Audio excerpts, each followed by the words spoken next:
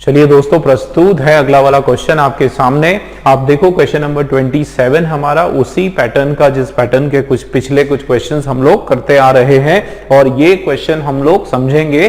First वाला आप देखो क्या लिखा है, the rate of inflation has been increasing in India for the last few weeks. क्या बोला जा रहा है दोस्तों कि ये जो रेट है, ये जो दर है किसका, महंगाई का। रेट ऑफ इन्फ्लेशन को हिंदी में हम लोग क्या कहते हैं, महंगाई दर कहते हैं। ठीक है, महंगाई डायन खाए जात, वो गाना तो आप लोगों ने सुना होगा, है ना। तो महंगाई दर जो है उसकी यहाँ पर बात हो रही है कि महंगाई दर जो है हैज बीन इंक्रीजिंग। देखो हैज लगा, बीन लगा, इंक्रीजिंग लगा, इसका मतलब ये आपका क्या है, प्रेजेंट परफेक्ट और कंटिन्यूस टेंस का सेंटेंस है। ये एक्स्ट्रा मैंने बता दिया, है ना। तो क्या मीनिंग है, चलिए मुद्दे पे आ जाते हैं कि रेट ऑफ इन्फ्लेशन जो है वो बढ़ता जा रहा है कहां, भारत में, for the last few weeks, कुछ हफ्तों से, है ना, कुछ हफ्तों से। देखो ये इनडेफिनेट टाइम है, समय आपका अनिश्चित है ना। अनिश्चित समय जब होता है, ठीक है ना, अनिश्चित समय जब होता है तो हम क्या लगाते हैं, फॉर प्रीपोजिशन लगाते हैं। अगर निश्चित समय होता तो हम लोग सिंस लगा देते। तो वो चलो मैंने आपको कंसेप्ट की बात बता दी, मीनिंग इसका मैं बता देता हूं कि ये जो महंगाई दर है ये बढ़ता जा रहा है भारत में पिछले कुछ हफ्तों से, ये इसका मीनिंग है। आगे बढ़ते हैं। अब देखो आगे क्या है, सेकेंड वाला point, the government has been taking many corrective measures to check the prices of essential commodities. क्या बोला जा रहा है कि सरकार अब क्या कर रही है, बहुत सारे कुछ ऐसे सुधार रूपी कुछ ऐसे मेजर्स, ऐसे कदम जो है वो उठा रही है। तो चेक का यहां पर मतलब है कंट्रोल। क्या करने के लिए, कंट्रोल करने के लिए प्राइसेस ऑफ असेंशियल कमोडिटीज की, जो जरूरी सामान है, जो जरूरी रोजमर्रा की जो चीजें हैं, उनके जो भाव हैं उसको काबू में करने के लिए, कंट्रोल करने के लिए सरकार जो है वो क्या करती आ रही है, बहुत सारे स्टेप्स ले रही है। ठीक है, अब ध्यान देना दोस्तों कैसे इन दोनों वाक्यों का एक दूसरे से संबंध है, रिलेशन है। आप देखो यहां बोला जा रहा है कि महंगाई दर जो है वो बढ़ता जा रहा है, महंगाई डायन जो है वो खाए जात है। ठीक है, उसी तरीके से महंगाई उसका मतलब वही है ना, वो उस भाषा में है और ये ऐसे है। तो महंगाई दर जो है वो बढ़ता जा रहा है और इसके कारण देखो यहां पर महंगाई दर बढ़ रहा है, देयरफॉर, कौन सा कंजंक्शन हमारा यहां बीच में इन दोनों को चिपकाने का या जोड़ने का काम कर रहा है दोस्तों, रिलेट करने का काम कर रहा है, देयरफॉर। या आप बोल सकते हो इसलिए, है ना, इसलिए या इस कारण से, या आप सो वर्ड जो है, सो कंजंक्शन जो है उसका भी इस्तेमाल कर सकते हो। ठीक है, अब समझते हैं। देखो कि ये जो महंगाई दर है ये भारत में बढ़ता जा रहा है पिछले कुछ हफ्तों से, और इस कारण से सरकार ने जो है बहुत सारे सुधार के जो कदम है, प्राइस कंट्रोल करने के लिए बहुत सारे कदम सरकार ने उठाए। ठीक, क्लियर। इसका मतलब ये इस तरीके से यहां पर जुड़ने वाला है। अब हम देखते हैं कि किससे स्टार्ट होगा। देखो इन इंडिया से शुरुआत होगा या नहीं होगा, देख लेते हैं। देखो इन इंडिया, ध्यान देना, in India the rate of inflation has been increasing. क्या हम ऐसे बोल सकते हैं कि भारत में जो महंगाई दर है वो बढ़ता जा रहा है, and therefore government is taking some corrective measures. बिल्कुल हो सकता है भाई, शुरुआत बस इतना ही तो बताना है कि ये हमारा इन इंडिया स्टार्टर के रूप में ये काम कर सकता है या नहीं कर सकता है, या दोनों वाक्य को एक साथ मिलाते समय क्या हम इन इंडिया से शुरुआत कर सकते हैं या नहीं कर सकते हैं। तो बिल्कुल कर सकते हैं। ठीक है ना, बिल्कुल कर सकते हो कि भारत में ये महंगाई दर बढ़ता जा रहा है, and therefore government is taking many corrective measures. ठीक है ना, मतलब आप इसको बिल्कुल हो सकता है ये स्टार्टर। क्लियर हुआ। और अब नेक्स्ट देखते हैं, दो द गवर्नमेंट हैज, अब दो आया मतलब अपोजिट सेंस आने वाला है। ये ध्यान देना जरा, इसको थोड़ा ध्यान से करना पड़ेगा। अपोजिट सेंस आने वाला है कि हालांकि government has been taking many corrective measures comma the rate of inflation has been increasing. बिल्कुल यही तो काम है, यही तो कार्य के लिए बना है ये आपका दो और L2, ठीक है ना। मतलब दो ऑल्दो करता क्या है, दो ऑल्दो क्या करता है, एक तरफ तो वो आपको कुछ बोलता है और दूसरी तरफ कॉमा लगाकर उसके बाद बिल्कुल उसका अपोजिट बोल देता है, ठीक है। देखो यहां दो क्या बोल रहा है कि दो गवर्नमेंट जो है वो ले रही है काफी सारे मेजर्स, काफी स्टेप्स ले रही है। कौन सा सेंस है, पॉजिटिव सेंस। और दूसरी तरफ यहां पर आप देखो कि रेट ऑफ इन्फ्लेशन, जो महंगाई दर है वो बढ़ रहा है। भाई वो तो कम होना चाहिए था ना, तो ये बढ़ रहा है, अपोजिट सेंस बिल्कुल आ रहा है। इसका मतलब सेकंड से भी हमारी स्टार्टिंग होने वाली है। और मीनिंग आप देखो, मीनिंग बिल्कुल चेंज नहीं हो रहा है, बिल्कुल जो मीनिंग दोनों का है उसका बिल्कुल एक समावेश हमको एक नए वाक्य के रूप में दिखता है, मीनिंग सेम है, ठीक है। आगे बढ़ते हैं, थर्ड वाला आप देखो, द गवर्नमेंट हैज बीन, ध्यान देना, the government has been taking many corrective measures to check the prices of essential commodity, still the rate of inflation has been increasing. बिल्कुल आप क्या कर सकते हो, उल्टा भी करोगे तो सही है, फिर भी बावजूद इसके, ठीक है, इस तरीके से। तो गवर्नमेंट, ध्यान देना, government has been taking many corrective measures to check, और उसके बाद आप क्या करोगे, आप एक स्टिल कंजंक्शन लगा दो। भाई कंजंक्शन लगाने की परमिशन तो हमको देता है ये स्टार्टर वाला क्वेश्चन, है ना। कंजंक्शन तो आप लगा सकते हो, ज्यादा तोड़ मरोड़ नहीं सकते हो, तोड़ मरोड़ भी सकते हो बट मीनिंग चेंज नहीं होना चाहिए, है ना। कंजंक्शन लगा के जोड़ सकते हो, तो वही हमने किया।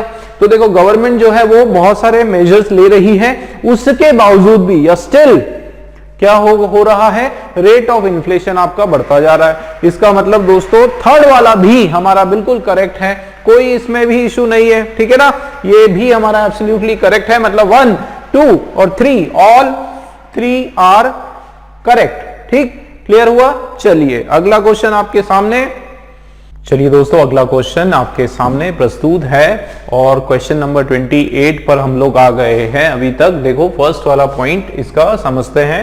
देखो क्या लिखा है, the covid situation has affected many poor countries in many ways, particularly in terms of employment and hunger। क्या इसमें बताया जा रहा है दोस्तों कि ये कोविड का जो 19 का जो सिचुएशन, कोरोना वायरस का जो सिचुएशन है, जो कि अभी तक आज तक भी ये चल रहा है और इसने ना जाने कितने लोगों को अफेक्ट किया, हर क्षेत्र हर इंडस्ट्री को जो है इसने अफेक्ट किया है। आप हम कोई भी इस कोविड इससे अछूते नहीं है, ठीक है ना। आप लोगों को ये चीज पता है अच्छे से। तो कोविड-19 ये जो सिचुएशन है इसने क्या किया, इसने अफेक्ट किया। अब देखो हैज आया और हैज के बाद वर्ब का थर्ड फॉर्म। चलिए तो अफेक्टेड मेनी पुअर कंट्री, बहुत सारे गरीब देशों को जो है इसने बहुत ज्यादा अफेक्ट करा अलग अलग तरीके से। खास करके अगर हम बात करें तो एम्प्लॉयमेंट और हंगर की, वहां बिल्कुल जॉबलेस हो गए लोग, ठीक है, बिल्कुल कोई जॉब ही नहीं रहा और हंगर भूखमरी आ गई। मैंने एक खबर पढ़ी थी कहीं की बर्मा या म्यांमार की, कि वहां पर जो है लोग नालियों से नालियों का जो कुछ बचा कुछ आ जाता है उसको पकड़ते हैं, वो उसको खाने के लिए जो है लोग बहुत ज़्यादा भीड़ लगा देते हैं नालियों में। तो बहुत ही दयनीय हालत, आप सोचो कि नाली से खाना ढूंढते हैं वो लोग, इस प्रकार की हालत वहां पर हो गई। और उसके अंदर भी जो है बहुत जबरदस्त तरीके से मारामारी चलती है। तो ऐसी दयनीय हालत जो है वाकई में बहुत सारी अफ्रीकन कंट्रीज, बहुत सारी जो एशियन कंट्रीज हैं उनके साथ भी हुआ है, ठीक है ना। तो यही यहाँ पर बताया जा रहा है कि इसने क्या किया, बहुत सारे गरीब देशों को अफेक्ट करा, खास करके एम्प्लॉयमेंट और हंगर की अगर हम बात करें तो, ठीक है। तो एक फर्स्ट पॉइंट तो हमारा समझ में आ गया। अब सेकेंड पॉइंट भी समझते हैं और फिर देखते हैं कि कैसे दोनों का कनेक्शन है। देखो the UN has launched a project to aid all these poor countries for the revival of the situation. तो यूएन जो है, यूनाइटेड नेशंस, जो आप लोगों को पता है कि वर्ल्ड की बॉडी है और ये इसी तरीके से काम करती है। जो भी गरीब देश हैं, जहां पर जो भी जो ऐसा ज्वलंत मुद्दा है या कोई ऐसी परेशानी है, तो उसके लिए यूएन जो है अपनी तरफ से सहायता, अलग अलग संस्थाएं जो है, यूनेस्को है, WHO है, रेड क्रॉस सोसाइटी है, तो उनके फॉर्म में करती है। ठीक है, तो यहां पर भी वही बताया जा रहा है कि यूएन ने जो है एक प्रोजेक्ट चलाया टू एड का यहां पर मतलब है हेल्प करने के लिए, ऑल ये जितनी भी पुअर कंट्रीज हैं इनको मदद करने के लिए, ताकि वो क्या हो सके, वो रिवाइव हो सके, वो उबर पाए। ठीक है, वो जो सिचुएशन, ये जो पेंडेमिक की जो हालत है उससे निजात पा सके, वो उबर पाए, इस हालत से सुधर सके, सुधार ला सके। ठीक है, इस तरीके से यहाँ पर मीनिंग हमारा समझ में आ रहा है। तो देखो क्या कनेक्शन है, कौन सा इन दोनों के बीच में कंजंक्शन लगाना चाहिए। देखो पहले में बताया जा रहा है कि इसने क्या किया, कोविड ने क्या किया, और दूसरे में बताया कि उसका सल्यूशन क्या हुआ, है ना, उसका इफेक्ट क्या हुआ। तो देखो कोविड ने जो है इतने देशों को इफेक्ट करा, और देयरफॉर हो सकता है, ठीक है, देयरफॉर से शुरुआत, बीच में जो है देयरफॉर आपका कंजंक्शन लग सकता है कि इस कारण से, या फिर सो लग सकता है इसलिए। ठीक है, इसलिए यूएन ने ये किया। ठीक है, तो इस तरीके से हम इन दोनों को जोड़ सकते हैं। चलिए देखते हैं क्या हमारा स्टार्टर है। फर्स्ट आप देखो इंस्पाइट ऑफ। अब इंस्पाइट ऑफ के बारे में थोड़ा सा बता देता हूं। जैसे हमारा ये जो वर्ड है दोस्तों, दो या फिर ऑल्दो शब्द है, बिल्कुल उसी की तरह ये भी काम करता है। कौन सा वर्ड, इंस्पाइट ऑफ। ध्यान देना, ये जो वर्ड है इन स्पाइट ऑफ, अच्छा इसको आप एक और तरीके से लिख सकते हो, या आप इंस्पाइट ऑफ लिखो या फिर आप क्या लिखो, डिस्पाइट लिखो। दोनों का मतलब जो है एक ही होगा।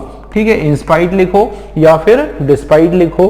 बस ये याद रखना कि ये जो ऑफ प्रीपोजिशन है ये केवल इंस्पाइट के साथ आता है, डिस्पाइट के साथ कभी भी ऑफ प्रीपोजिशन नहीं आता है।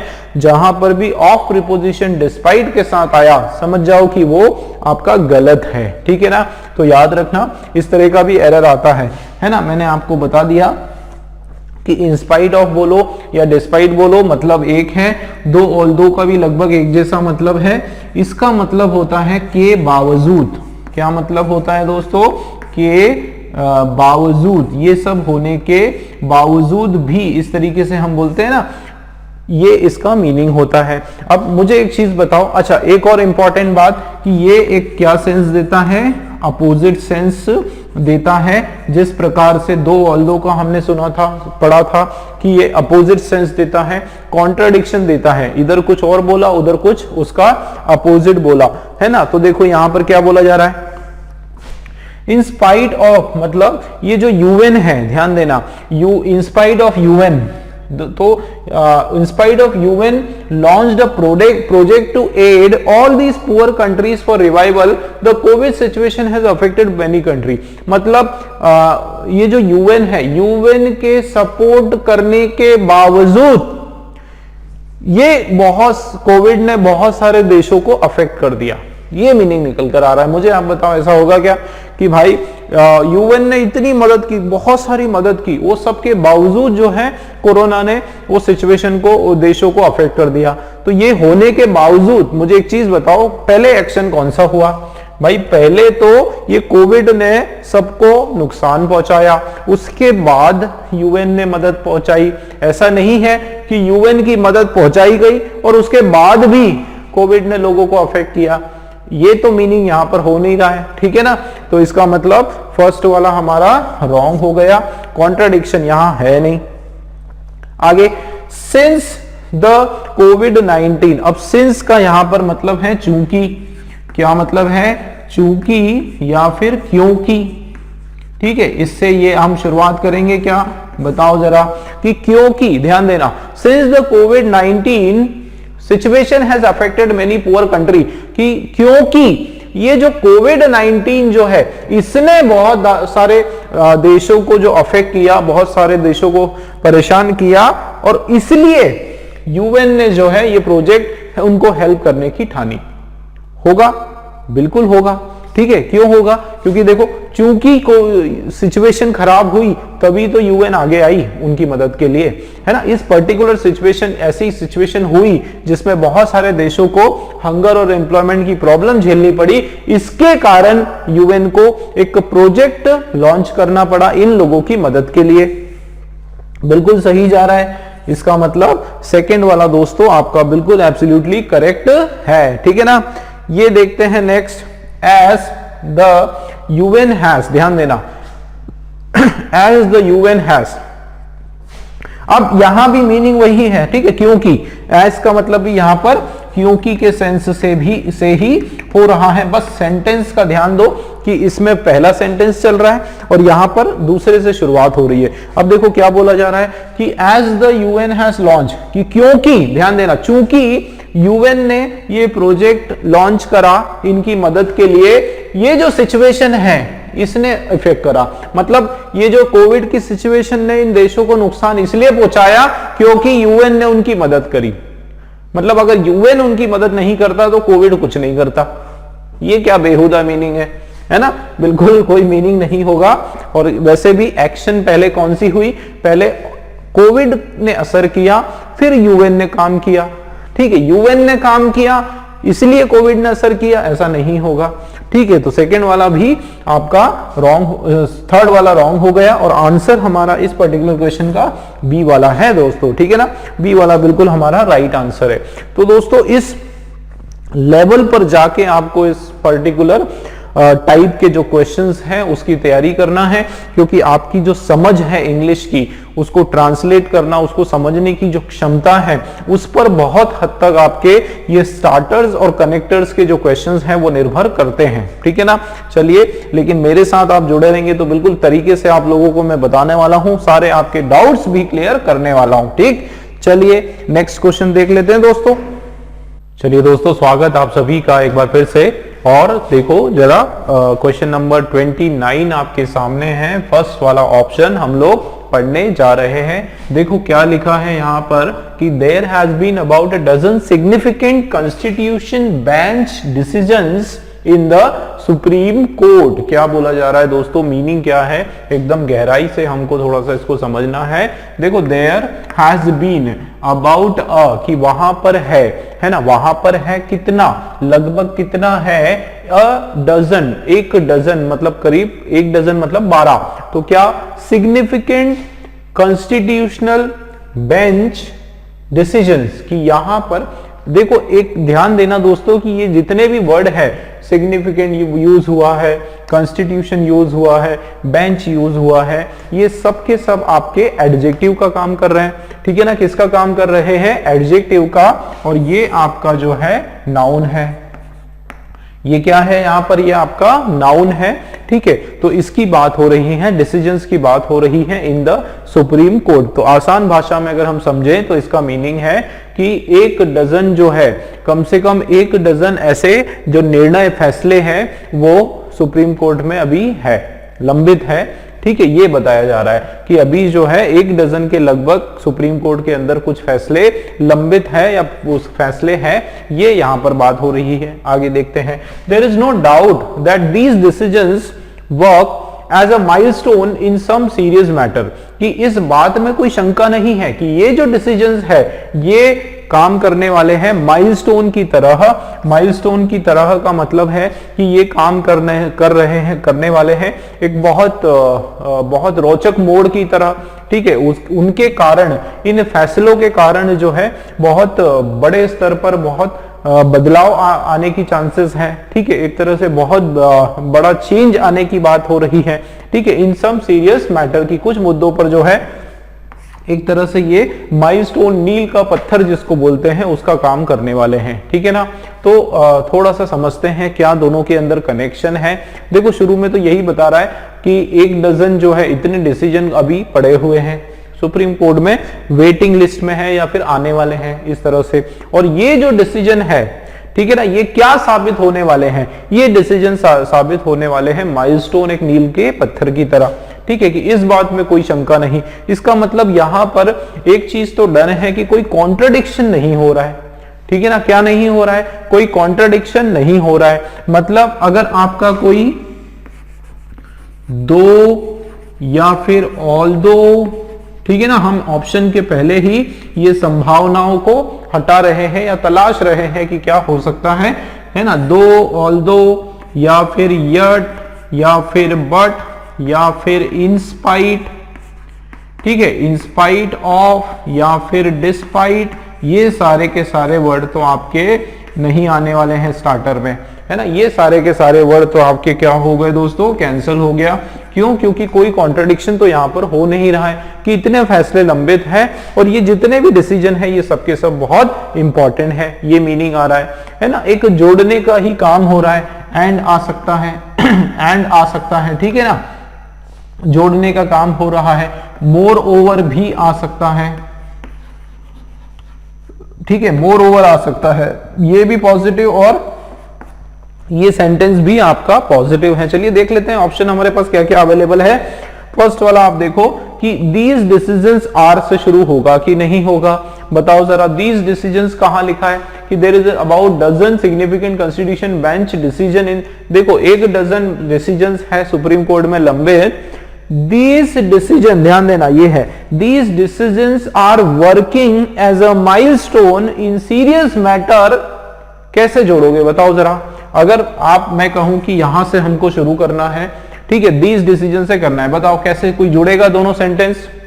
These decisions work, ये जो फैसले हैं ये काम करते हैं। तो भैया ये फैसलों की हम अगर बात कर रहे हैं तो पहले तो हमको इन डिसीजन के बारे में वाक्य से शुरुआत करनी पड़ेगी, है ना। कौन से डिसीजन, तो ये हमारा दीज डिसीजन से शुरुआत नहीं होने वाली है, ठीक है ना। आप देखो जोड़ के बताओ, आप लोग बताओ। चलो ये जो फैसले हैं वर्क, दीज डिसीजंस आर है तो वर्किंग करना पड़ेगा। These decisions are working as a milestone in some serious matters, क्या बोलोगे। And there has been about dozen significant decision, है ना। बट बिल्कुल नहीं हो रहा है, किसी से नहीं जुड़ रहा है, इसका मतलब फर्स्ट वाला ऑप्शन आपका नहीं होने वाला है, ठीक है ना। एक्शंस का ध्यान किया करो कि पहले हम किसकी बात हो रही है। पहले तो बात हो रही है कि ये जो डजन ऐसे डिसीजन पड़े हुए हैं सुप्रीम कोर्ट में और ये डिसीजन फिर आएगा, मतलब पहले आपका शुरुआत जो है आपके सेंटेंस की फर्स्ट से ही होगी, दूसरे वाले से हम नहीं कर सकते, ये आप याद रखो, ठीक है। इसमें देखते हैं सेकेंड में, इन द सुप्रीम कोर्ट, देखो ये जो हिस्सा है ये आपके फर्स्ट सेंटेंस का हिस्सा है। In the Supreme Court there has been about dozen significant constitutional decisions and there is no doubt that these decisions work as a milestone, बिल्कुल सही है, ठीक है। फर्स्ट सेंटेंस का हिस्सा है कि सुप्रीम कोर्ट में अभी 1 डजन से ज्यादा डिसीजन है और ये डिसीजन क्या करने वाले हैं, माइलस्टोन साबित होने वाले हैं, बिल्कुल सही जा रहा है हमारा मीनिंग। इसका मतलब सेकंड वाला ऑप्शन हमारा होगा दोस्तों, ठीक है ना, सेकंड वाला ऑप्शन हमारा होने वाला है। फिर देख लेते हैं थर्ड वाला, आप देखो इन सम सीरियस मैटर्स, अब ये कहां का हिस्सा है, ये भी सेकंड वाले का।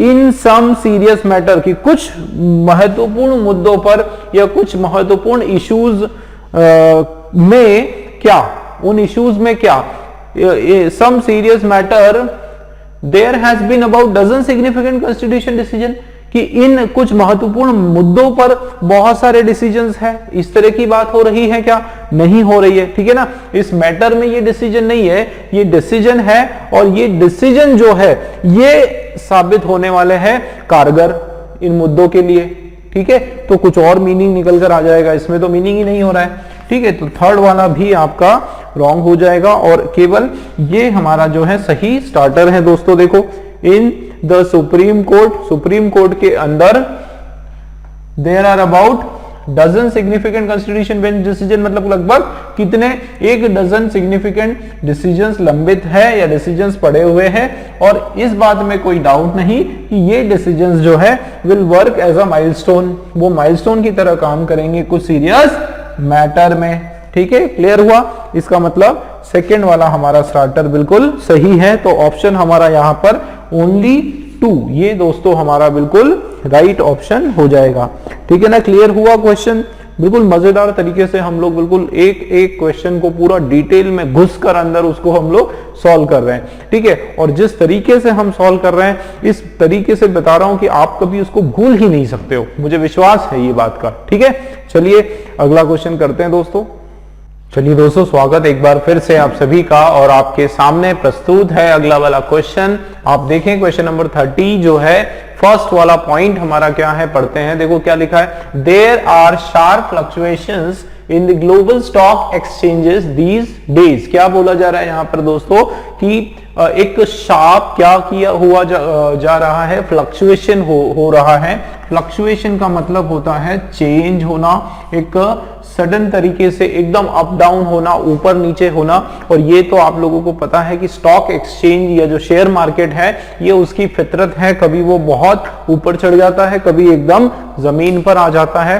तो यही इसी को जो अप और डाउन जो होता है, उनके जो नंबर्स शेयर मार्केट के जो कम और ज्यादा होते हैं उसको कहा जाता है फ्लक्चुएशन। और शार्प का मतलब एकदम बहुत ज्यादा फ्लक्चुएशन हो जाना, उसको कहा जा रहा है, ठीक है। अब ये जो फ्लक्चुएशन है ये किसी भी तरह से हो सकता है, ऊपर भी जा सकता है और नीचे भी आ सकता है। तो यहां पर इसी की बात हो रही है कि एक बहुत सारे शार्प फ्लक्चुएशंस है, प्लूरल नाउन है, देखो आप, है ना, इन द ग्लोबल स्टॉक एक्सचेंज। और यहां केवल इंडियन स्टॉक एक्सचेंज की नहीं, पूरे ग्लोब की यहां पर बात हो रही है, वैश्विक जो स्टॉक एक्सचेंजेस हैं आज की बात हो रही है, ठीक है। तो शॉर्ट में समझें तो ये बताया जा रहा है कि ये जो ग्लोबल स्टॉक एक्सचेंजेस हैं आजकल इनके अंदर बहुत ज्यादा उतार चढ़ाव आ रहा है, ठीक है, ये यहां पर बताया गया। अब नेक्स्ट वाला आप सेंटेंस देखें, The expert says that this is the impact of the US presidential election. भाई ये जो एक्सपर्ट लोग हैं इन लोगों का मानना है कि ये जो फ्लक्चुएशन हो रही है इसका मुख्य जो कारण है वो है यूएस का प्रेसिडेंशियल इलेक्शन, है ना, जो चुनाव हुआ ट्रम्प साहब और जो बिडेन साहब के बीच में। तो वो चुनाव के कारण जो है ये बहुत ज्यादा अप डाउन हो रहा है, क्योंकि शेयर मार्केट जो है वो भी डिपेंड करता है कि इलेक्शन में किसका कि कौन से प्रेसिडेंट का जो पलड़ा है वो भारी है, और उसके हिसाब से अप डाउन होता जाता है, ठीक है ना। तो यहां पर वही बात की जा रही है। तो क्या समझ में आ रहा है, अगर हम लोग इन दोनों को जोड़ेंगे तो किस कंजंक्शन से हम जोड़ सकते हैं, बताओ जरा। तो देयर आर शार्प फ्लक्चुएशन, क्या बोला जा रहा है फर्स्ट सेंटेंस में कि बहुत उतार चढ़ाव हो रहा है, और यहां पे जो है एक्सपर्ट उसका कारण बता रहे हैं, ठीक है। तो यहां कोई चीज हो रही है और यहां उसका कारण हो रहा है, मतलब ये आपका जो है कॉज है, ठीक है। ये क्या है दोस्तों, कॉज है, और ये आपका इफेक्ट है। तो कॉज एंड इफेक्ट वाली बात यहां पर हो रही है कि ये आपका एक कारण है, ठीक है, और ये प्रभाव या ये समस्या है, ठीक है। ये क्या है, प्रभाव है या फिर ये समस्या है, समझ में आ रहा है। तो यहां पर किस चीज से ज्वाइन करेंगे हम लोग, है ना, तो बिकॉज से ज्वाइन करेंगे। कारण है तो किससे ज्वाइन करेंगे, बिकॉज से हम कर सकते हैं, ठीक है। बिकॉज से ये दोनों सेंटेंस आपके ज्वाइन हो जाएंगे। अब आप देखो कि देखो there is a sharp fluctuation, एक बहुत शार्प फ्लक्चुएशन है, उतार चढ़ाव है ग्लोबल स्टॉक एक्सचेंज में आजकल। बिकॉज, क्यों, because there is says that this is the impact of US। हाँ, तो आप इसको शॉर्टकट में बोल सकते हो कि because of US presidential election, की अमेरिका में जो प्रेसिडेंशियल इलेक्शन हुआ उसके कारण ऐसा हो रहा है, ठीक है। तो ये तो हमने समझा। अब देखते हैं स्टार्टर हमारा फर्स्ट वाला, आप देखो देयर हैज बीन नोटिस्ड, देखना ध्यान देना कहां से शुरू हम कर रहे हैं, देयर हैज बीन से। देखो देयर हैज बीन नोटिस्ड क्या हो सकता है, अ शार्प फ्लक्चुएशन, ठीक है। क्या नोटिस किया गया दोस्तों, क्या देखा गया या क्या पाया गया, एक बहुत ही शार्प फ्लक्चुएशन पाया गया स्टॉक एक्सचेंज में because of the impact of US presidential election. इस करके हम लोग क्या कर सकते हैं, इन दोनों सेंटेंसेस को आराम से जोड़ सकते हैं, और इसके मीनिंग, इसका जो मीनिंग है वो भी बिल्कुल सही आएगा उसमें, ठीक है ना। इसका मतलब ए वाला जो है ये फर्स्ट वाला हमारा हो सकता है, कोई उसके अंदर एरर नहीं है, ठीक है ना। देखो आप पढ़ो, there has been a sharp, there has been noticed, यहां देखा गया क्या, एक शार्प फ्लक्चुएशन देखा गया, कहां पर, स्टॉक एक्सचेंज में, बिकॉज ऑफ, कारण करके आप उसको जोड़ दो, ठीक, तो ये हो जाएगा। सेकंड देख लेते हैं, इन द ग्लोबल स्टॉक, इसको देखते हैं, तो देखो इन the global stock exchanges these days there are sharp fluctuation as expert says that this is because of, बिल्कुल हो सकता है, मतलब फर्स्ट वाले सेंटेंस से आप ये भी उठा लो, ठीक है, ग्लोबल स्टॉक एक्सचेंज से शुरुआत करो या फिर शार्प फ्लक्चुएशन से शुरुआत करो, दोनों कंडीशन में आपके सेंटेंस कंप्लीट बन रहे हैं, ठीक है। यही बोला जा रहा है कि देखो ग्लोबल स्टॉक एक्सचेंज में These days आजकल क्या हो रहा है, बहुत शार्प फ्लक्चुएशन हो रहा है, और क्यों हो रहा है, because of impact of US election, तो मतलब सेकेंड वाला भी आपका होने वाला है दोस्तों, ठीक। नेक्स्ट आप देखो थर्ड वाला, शार्प फ्लक्चुएशन हैव बीन, ध्यान देना, शार्प फ्लक्चुएशंस हैव बीन, कहां पर है बताओ जरा, sharp fluctuations have been noticed in the global stock exchange because of impact of US presidential election, बिल्कुल सही हो जाएगा आपका ये वाला भी। तो जैसे कि मैंने आप लोगों को बताया दोस्तों कि बहुत हद तक आपकी जो अंडरस्टैंडिंग है, समझ है, किस तरह से आप उसको पूरा हिंदी में समझ लेते हो और फिर उसको जोड़ने की कोशिश करते हो, उस पर डिपेंड करता है। बहुत आसानी से आप इसको दे सकते हो, डीप में घुसना है बिल्कुल, ठीक है, उसके मीनिंग में, ठीक है ना। देखो कैसा हो रहा है, there has been notice that, notice a sharp fluctuation, कि एक नोटिस किया गया शार्प फ्लक्चुएशन, और क्यों किया गया, उसका कारण है US election. Global stock exchange जो है, क्या लिखा है, in the global stock exchanges एक शार्प फ्लक्चुएशन हो रहा है बिकॉज ऑफ यूएस इलेक्शन बोल सकते हो। और यहां कैसे बोलोगे, sharp fluctuation have been noticed in the global market because of US election, एकदम शॉर्टकट में बोला तो पूरा मीनिंग आपका सही हो जाएगा, यही होने वाला है। इसका मतलब 1 2 3 फर्स्ट सेकेंड थर्ड तीनों के तीनों ही आपके राइट ऑप्शन है दोस्तों, राइट स्टार्टर है। इसका मतलब ये जो आपका ई वाला जो ऑप्शन है, ऑल द अबोव, ये आपका करेक्ट हो जाएगा। सारे ऑप्शंस आपके यहां पर लागू होने वाले हैं। ठीक है दोस्तों, क्लियर हुआ? चलिए अच्छी बात है, नेक्स्ट क्वेश्चन देखते हैं। चलिए दोस्तों, स्वागत एक बार फिर से आप सभी का, और बढ़ते हैं हम लोग हमारे अगले क्वेश्चन की ओर। और अगला क्वेश्चन आप देखो आपके सामने है दोस्तों, पूरा सेम पैटर्न का क्वेश्चन जिस तरीके से हम लोग करते आ रहे हैं। और ये 31 वाला क्वेश्चन, फर्स्ट ऑप्शन हम पढ़ते हैं। देखो क्या लिखा है, mister Modi stated that the new tax framework has improved the situation to make investment better। क्या यहां पर बताया जा रहा है दोस्तों कि देखो मिस्टर मोदी हमारे जो प्राइम मिनिस्टर है, उन्होंने स्टेट किया, स्टेटेड का मतलब उन्होंने एक स्टेटमेंट में ये बात कही कि ये जो नया टैक्स फ्रेमवर्क है, नया टैक्स का जो सिस्टम जो गवर्नमेंट ने जो लॉन्च किया, फाइनेंस मिनिस्टर ने जो टैक्स के लिए जो नया नियमावली जो बनाई, हैज इम्प्रूव्ड सिचुएशन, इस सिस्टम ने क्या किया कि जो परिस्थिति है, situation to make investment better, कि इस नए टैक्स सिस्टम के कारण क्या हुआ कि इन्वेस्टमेंट की जो परिस्थिति है वो और बेहतर हुई, इन्वेस्टमेंट का जो माहौल है वो और बेहतर हुआ, कि ज्यादा से ज्यादा लोग जो है मार्केट में इन्वेस्टमेंट बढ़ने लगा। ठीक है, इन्वेस्टमेंट बढ़ने लगा तो रोजगार बढ़ेगा, तो इस तरीके से पूरा जो अर्थव्यवस्था है वो पटरी पर आने लगी। ठीक है, यही इनका कहना था मोदी जी का कि नए टैक्स जो फ्रेमवर्क है उसने इन्वेस्टमेंट खास करके उसकी सिचुएशन काफी अच्छी पॉजिटिव कर दी है। ठीक है, क्लियर हुआ मीनिंग इसका? अब आगे देखते हैं। Mr. Modi also said that this tax framework has been welcomed by all the corporates warmly।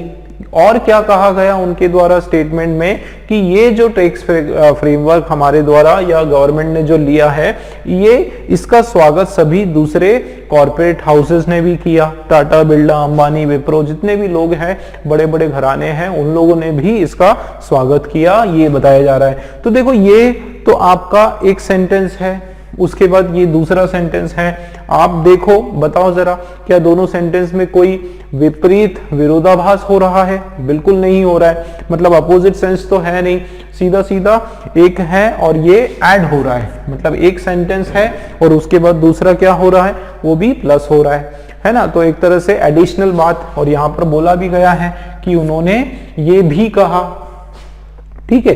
तो ये कंटिन्यूटी शो हो रही है, ठीक है। एंड हम लगा के दोनों सेंटेंस को जोड़ सकते हैं, ठीक है, इजी है ये।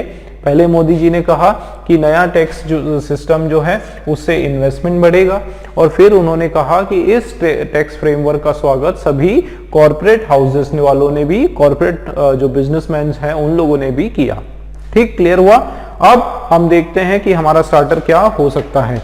देखो फर्स्ट वाला क्या लिखा है दोस्तों, टू मेक इन्वेस्टमेंट बेटर। ध्यान देना क्या इसका मतलब है, देखो टू मेक मतलब बनाने के लिए, क्या देखो इसका मीनिंग क्या है, इन्वेस्टमेंट को बेहतर करने के लिए। ध्यान देना, इन्वेस्टमेंट को बेहतर करने के लिए, ध्यान देना। अब क्या होगा बताओ जरा, मोदी जी हाँ, टू मेक, ध्यान देना, to make investment better the new tax framework has improved the situation. ठीक है, Modi ji also said that this tax framework has been welcomed. अच्छा, तो इसको हम क्या ऐसे बना सकते हैं, to make investment better the new tax framework has improved the situation.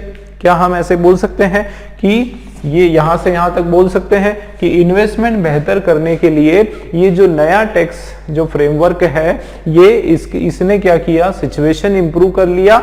And देखो एंड करके, एंड यहां से has been welcome by all the corporates, कि जितने भी कॉर्पोरेट्स हैं उनके द्वारा ये क्या किया गया, ये वेलकम किया गया। बिल्कुल ये हो रहा है ना, टू मेक इन्वेस्टमेंट बेटर। ठीक है, the new tax system has been launched, इस तरीके से भी बोल सकते हैं कि इन्वेस्टमेंट बेहतर बनाने के लिए ये जो नया टैक्स फ्रेमवर्क जो है ये लॉन्च किया गया, और ये फ्रेमवर्क जो है सभी कॉर्पोरेट्स के द्वारा वेलकम किया गया। इस तरीके से थोड़ा शब्दों का हेरफेर करके हम लोग जो है इसको बना सकते हैं, और इसका मीनिंग आप देखो चेंज नहीं होगा कि ये सही जा रहा है ना। आप देखो कि इन्वेस्टमेंट बेहतर करने के लिए नया टैक्स जो फ्रेमवर्क है वो बनाया गया और सभी ने उसका स्वागत किया। ठीक है, मीनिंग मोदी जी का स्टेटमेंट है लेकिन मीनिंग तो वही है।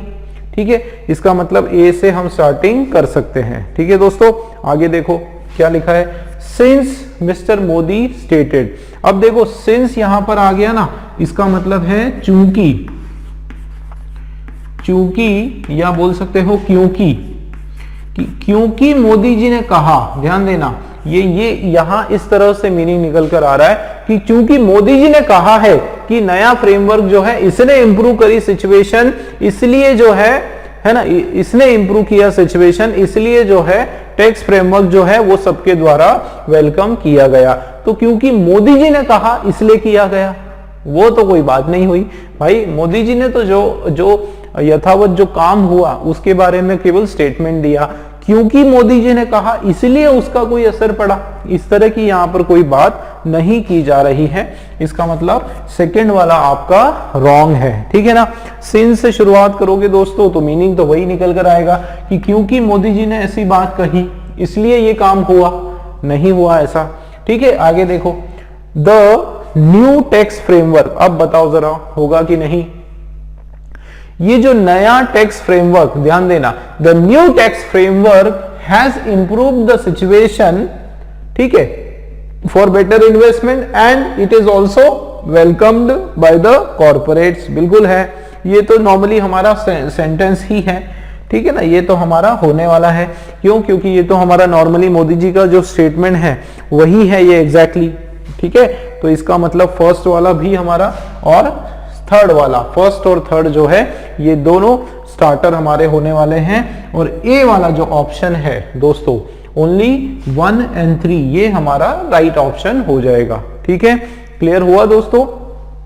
चलिए, तो इस तरीके से पूरा आपने देखा होगा अभी तक जितने क्वेश्चंस हम लोगों ने किए, उसमें अंडरस्टैंडिंग समझने का कितना जरूरी इसमें रोल होता है ना। 2-3 चीजों का ध्यान रखना पड़ता है कि आप उसको सेंटेंस को अपने हिसाब से बना सकते हो, बट उसका जो सेंट्रल आइडिया है, उसका जो निचोड़ है, उसका जो मीनिंग है, वो इससे कहीं कुछ और नहीं होना चाहिए, यही मतलब निकल कर आना चाहिए।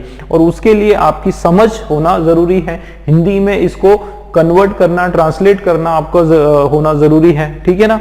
उसके अलावा सही कंजंक्शन लगाना, उसके सेंस को समझना, ये छोटी छोटी चीजें जो है आपको स्टार्टर के क्वेश्चन सॉल्व करवाने में बहुत हेल्प करती है, ठीक है ना दोस्तों। क्लियर हुआ? चलिए अगला क्वेश्चन देखते हैं।